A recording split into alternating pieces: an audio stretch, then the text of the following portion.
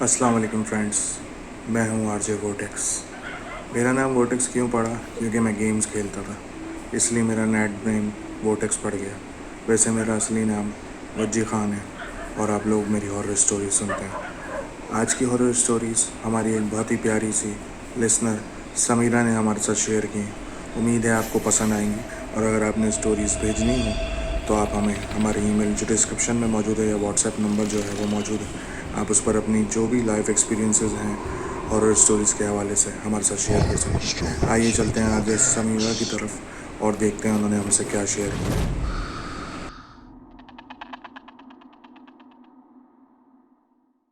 السلام علیکم، میں ہوں آج آپ کے ساتھ سمیرہ، اور آج میں آپ کے ساتھ کچھ اسٹوریز شیئر کرنے آئی ہوں۔ پہلی اسٹوری ہمیں مجاہد نے بھیجی ہے فرام کراچی، اور مجاہد ہمیں بتاتے ہیں کہ میرا یقین کبھی بھی ان چیزوں پر نہیں تھا، پر جب سے یہ واقعہ ہوا ہے میرے ساتھ تو میرا یقین ان چیزوں پر بہت زیادہ ہو گیا ہے۔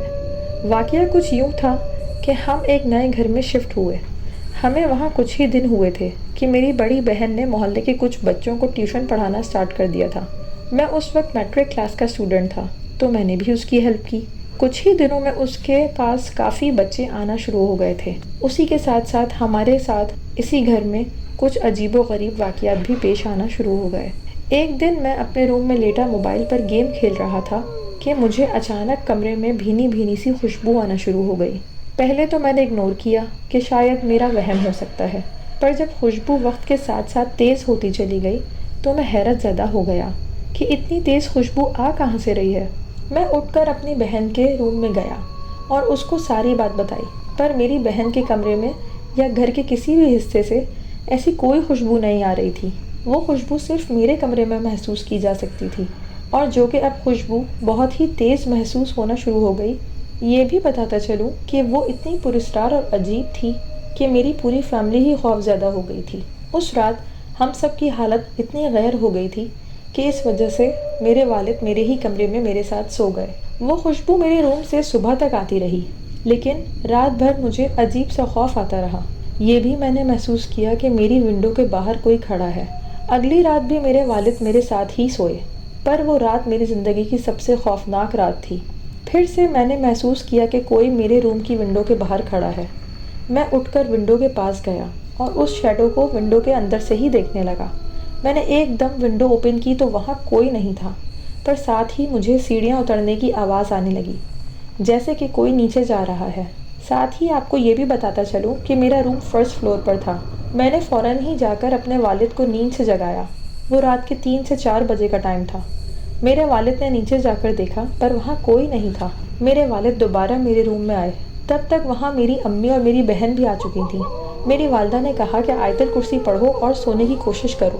بتاتا چلوں کہ جو بھی چیز ونڈو کے باہر کھڑی تھی، اس کے وہاں سے جانے کے بعد روم سے خوشبو آنا بھی بند ہو گئی تھی۔ اس کے اگلے ہی دن میری بہن کے پاس اسٹوڈنٹس پڑھنے آئے۔ میں اپنے روم میں کچھ کام کر رہا تھا کہ اچانک اسی ونڈو پر باہر سے ناک ہونا شروع ہو گیا۔ ایسا لگا کہ کوئی شیڈو باہر سے گزر کر گیا ہے۔ اسی طرح کی کافی زیادہ پراسرار چیزیں ہم سب کے ساتھ ہونا شروع ہو گئیں۔ ہمارے گھر میں کچھ قرآنی آیات اور نقش بھی لگے ہوئے تھے۔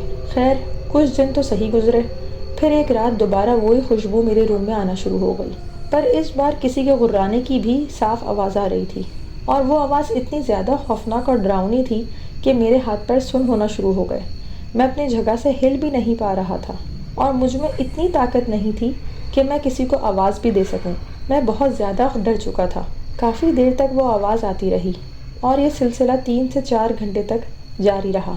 میں ہمت کر کے اٹھا اور فوراً اپنے والد کے روم میں گیا اور اپنے والد کو اٹھایا۔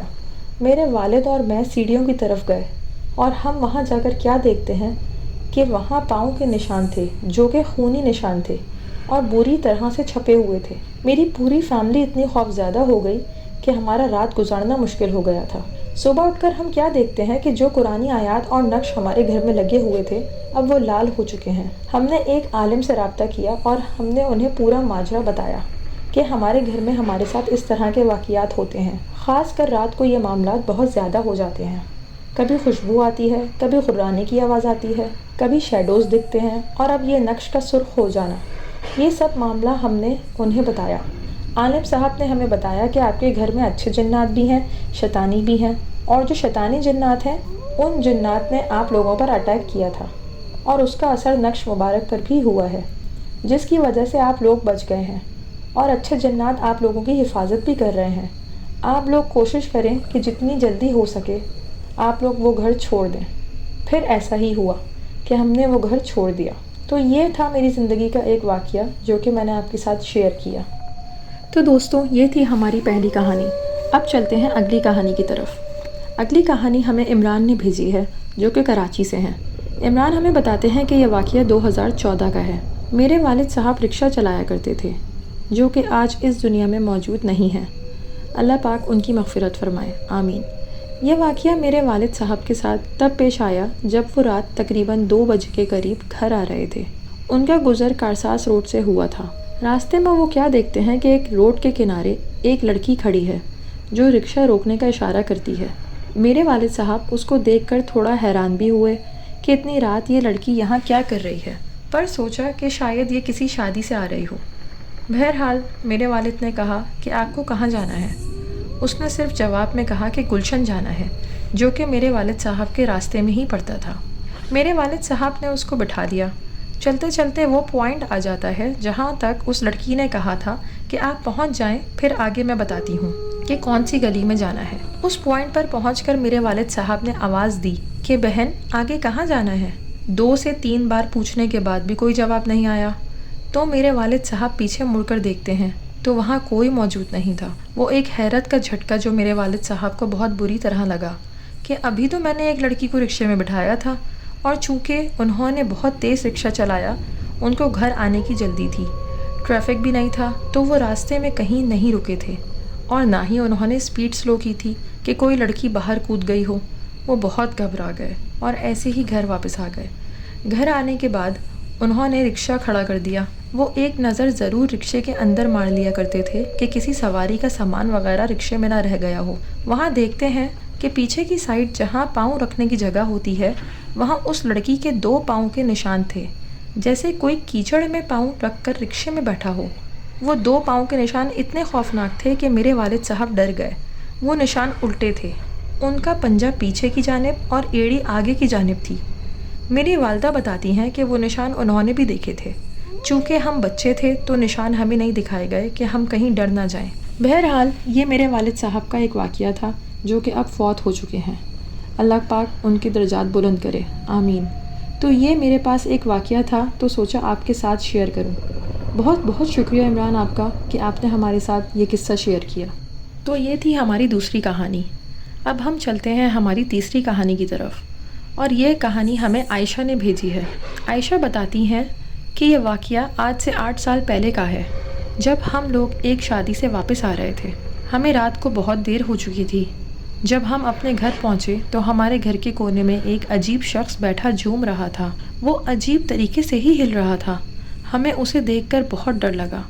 میرے والد اس کے پاس گئے اور بڑے غصے سے اس کو ڈانٹا کہ کون ہو تم؟ یہاں سے اٹھ کے جاؤ، چلے جاؤ یہاں سے۔ عجیب بھیانک چہرہ۔ جب اس نے ہماری طرف دیکھا، میرے والد اس کو ڈانٹ رہے تھے لیکن وہ مجھے اور میرے بھائی کو بہت دیر سے گھور رہا تھا۔ عجیب بال جو بکھرے ہوئے تھے۔ جب والد صاحب نے اسے ڈانٹا اور وہ کھڑا ہوا تو اس کا قد بہت زیادہ لمبا ہو گیا تھا۔ وہ عجیب شخص ہمیں گھورتا ہوا وہاں سے چلا گیا۔ اس رات جب ہم اپنے اپنے روم میں چلے گئے تو مجھے میرے بھائی کے کمرے سے چیخ کی آواز سنائی دی۔ میرا بھائی بہت بری طرح چلا رہا تھا۔ جب ہم اس کے کمرے میں پہنچے تو ہم نے دیکھا کہ دیوار سے ایک جگہ سے تھوڑا سا خون نکل رہا ہے۔ ہم لوگ بہت بری طرح ڈر چکے تھے۔ میرے والد نے ہم لوگوں کا ڈر کم کرنے کے لیے کہا کہ میں صبح اس پہ کلر کروا دوں گا، پریشان نہیں ہو، ایسا کچھ نہیں ہے۔ جب ہم صبح اٹھے تو وہ خون اس دیوار پر جم چکا تھا۔ اسے صاف کرنے کی کوشش بھی کی گئی، اس پہ کلر بھی کر دیا گیا، مگر وہ داغ ویسے ہی ابھر آتا تھا۔ لیکن اس کے بعد ہمارے ساتھ اور بھی معاملات شروع ہو گئے۔ معاملات کچھ ایسے تھے کہ میرا بھائی راتوں کو اٹھ اٹھ کر چیختا چلاتا کہ ہٹ جاؤ میرے اوپر سے، چلے جاؤ یہاں سے۔ وہ بہت روتا اور پوری رات جاگتا کہ اگر میری آنکھ لگ گئی تو کوئی چیز مجھ پہ آ کر بیٹھ جائے گی۔ اسے اس حالت میں کئی مہینے گزر گئے۔ اس پر کئی دعائیں پڑھ کر پھونکی گئیں۔ اس کا روحانی علاج کروایا گیا، جس سے اس کا ڈر تو ختم ہو گیا، لیکن وہ چیز اب میرے ساتھ ہونا شروع ہو گئی تھی میرے پاؤں میں ایک عجیب سا داغ بنا جو کہ بڑھتا چلا گیا. وہ ایک عجیب زخم میں تبدیل ہو گیا جسے کئی دفعہ میں نے اسکن ڈاکٹر کو بھی دکھایا تھا. اس کا بہت علاج ہوا لیکن وہ ٹھیک نہیں ہوا. ہمارے اس گھر میں کئی پراسرار معاملات ہوتے. ہم کمرے میں بیٹھے ہوتے، ہمیں کچن سے کسی چیز کی گرنے کی آواز آتی. گھر میں ایسا لگتا کہ کوئی چل رہا ہے. نماز پڑھ رہی ہوتی تو ایسا لگتا کہ پیچھے کوئی کھڑا ہے. یہ سب کے ساتھ ہونا شروع ہو گیا. بہرحال اس کے بعد میرے والد کی ڈیتھ بھی ہو گئی اور ہمیں اس گھر سے بہت ڈر لگتا ہے. دعا کریں ہمارے ساتھ یہ معاملات ختم ہو جائیں اور کسی طرح ہمارا یہ گھر بک جائے تاکہ ہم یہ گھر بیچ کے کسی اچھی سکون والی جگہ پر چلے جائیں. ہم دعا کرتے ہیں کہ انشاءاللہ اللہ پاک آپ کے ساتھ خیر والے معاملات کرے. آمین. دوستوں، یہ ہماری آج کی سٹوریز تھیں. اسٹوریز اچھی لگی ہوں تو ویڈیو کو لائک کر دیں، اور جو لوگ اس چینل پر نئے ہیں تو آپ لوگوں سے ریکویسٹ ہے کہ آپ چینل کو سبسکرائب کر دیں اور اپنا بہت زیادہ خیال رکھیں. دعاؤں میں یاد رکھیے گا. اللہ حافظ.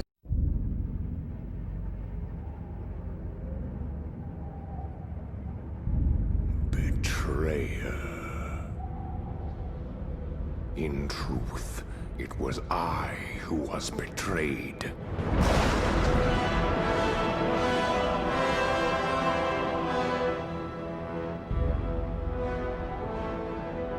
Still I am hunted. Still I am hated. Now my blind eyes see what others cannot.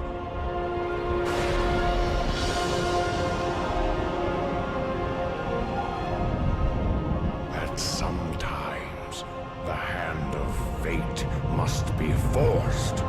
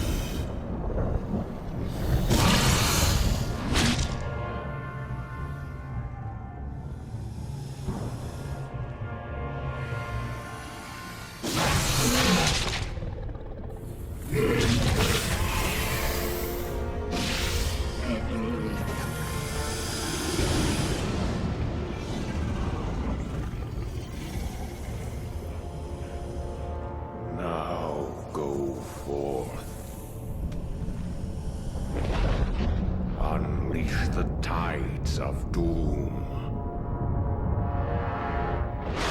upon all those who would oppose us.